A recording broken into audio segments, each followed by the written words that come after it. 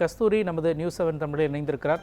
Madam, இந்த ஒரு வருத்தமான செய்தி நிறைந்திருக்கிற இந்த தருணத்தில் உங்களுடைய இரங்கலை, உங்களுடைய புகழஞ்சலியை நீங்கள் பதிவு பண்ணலாமா? எனக்கு நம்பவே முடியல. இப்பதான் நானும் செய்தியை கேள்விப்படுறேன். அதிர்ச்சியான ஒரு மிக வருத்தத்துக்குரிய அதிர்ச்சியா இருக்கு. இயக்குனர் எம் பாரதி ராஜா அவர்களுக்கு இப்படி ஒரு இழப்பு. என்னுடைய ஆழ்ந்த இரங்கல்கள். ரொம்ப சின்ன வயசுங்க, இருந்திருந்து 48 வயசு இருக்குமா மனோஜுக்கு.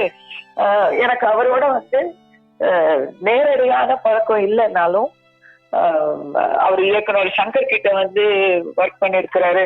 இப்ப தனியாக அவர் படம் பண்ண போறாரு அப்படிங்கிற மாதிரி எல்லாம் அப்பப்போ செய்திகளை நான் பார்த்துட்டு வந்துட்டு இருக்கேன். ஒரு ஒரு குட்டி குடும்பம், ஒரு இளவயது, அவங்க மிஸ்ஸஸ், ஒரு சின்ன பெண் குழந்தை இருக்குன்னு நினைக்கிறேன் எனக்கு அவங்களுக்கு.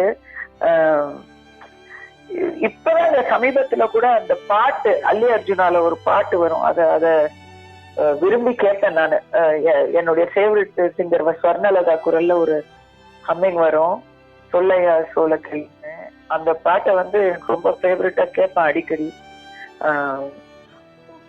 என்னவோ தெரியல, நிறைய ஸ்டார் சன்ஸ் பெரிய அளவுல ஹீரோ ஆகும் போது இவர் அந்த ஹீரோ அப்படிங்கிற அங்கீகாரம் அவருக்கு கிடைக்காம போயிடுச்சு. சில அதிர்ஷ்டம் கூட கை கொடுக்கல. ஆனா பெரிய இயக்குனரா வருவாரு தந்தையுடைய வழியில அப்படின்னு நினைச்சிருக்கும் போது இப்படி அநியாயமா இழந்தது மனசுக்கு ஜீரணிக்கவே முடியாத ஒரு அதிர்ச்சியா இருக்குங்க.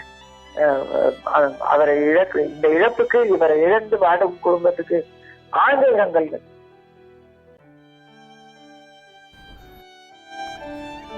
மேம், குறிப்பாக இந்த தருணத்தில் அவர் இழந்து வாடக்கூடிய அவரது தந்தையாக இருக்கட்டும், அவரது குடும்பத்திற்கு எப்படி ஆறுதல் நீங்க சொல்லுங்க?